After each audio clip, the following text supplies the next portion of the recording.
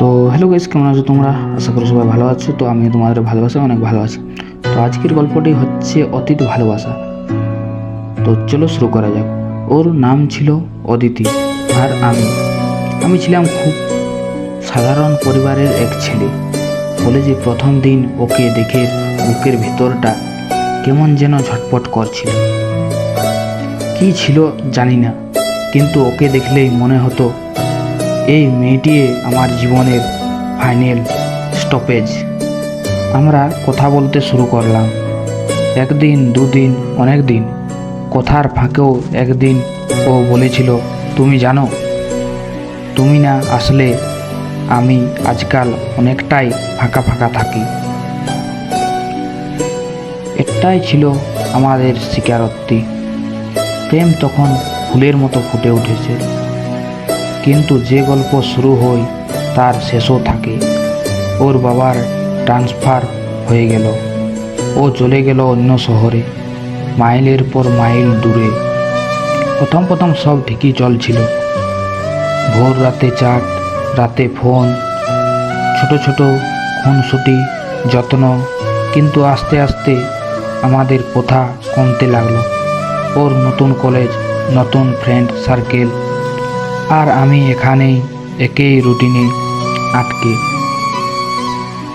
একদিন সন্ধ্যায় শুধু একটা মেসেজ এলো, দূরত্বের এই সম্পর্কটা আর ভালো লাগে না। একটা সরি লিখে ও অফলাইন, আর কোনোদিন কল মেসেজ কিছুই না। আজও মাঝে মাঝে রাতে একাকিত্বের ওর ছবি মনে পড়ে, ওর হাসি, ওর ভরসা দেওয়ার কথা, সব কিছুই। আমি আজ বুঝি প্রেমটা খারাপ ছিল না, ভুলও ছিল না, সময়টা ঠিক ছিল না। এই কারণে আজও সেই অতীত ভালোবাসা ফোনের গ্যালারির পুরনো ছবির মতো স্মৃতি হয়ে বেঁচে আছে। সময় কেটে গেল। ও চলে যাওয়ার পর প্রথম কয়েকটা মাস আমার ভেতরটা যেন এক শূন্য জায়গা। সব কিছুই ঠিক আছে, কিন্তু মনে হচ্ছিল কিছু একটা নেই। বন্ধুরা বলতো ভুলে যা, এগিয়ে যা, কিন্তু ভুলে থাকা কি অতই সহজ? রাতের বিছানায় শুয়ে ওর সাথে কাটানো ছোট ছোট মুহূর্তর এক এক করে মনে পড়তো।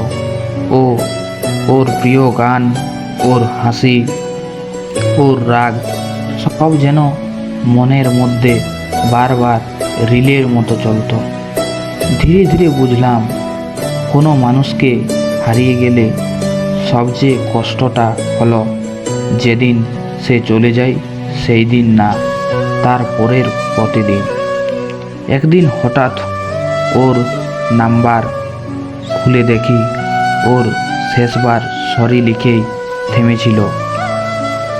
ওর সেই একটা শব্দ আমার হাজারটা কথাকে চুপ করায়। অনেক ভেবেছি দোষটা কার ছিল, আমার না ওর, নাকি দূরত্বের। আজও সোজা উত্তর পাই না।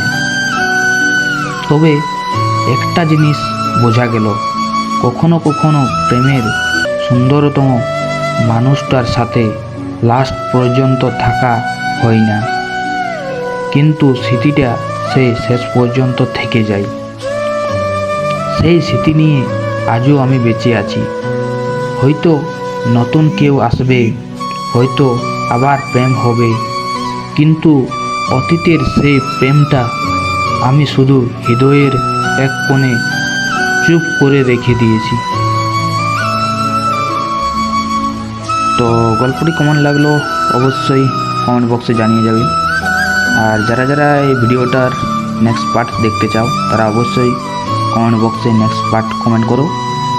আর যারা যারা এখনও পর্যন্ত ভিডিওতে লাইক করনি তারা একটা লাইক করো। আর যারা এই চ্যানেলে নতুন তারা অবশ্যই চ্যানেলটিকে সাবস্ক্রাইব করে রাখো, আরও এরকম লাভ স্টোরি, নতুন নতুন গল্প পাওয়ার জন্য। তো চলো, বাই গাইস।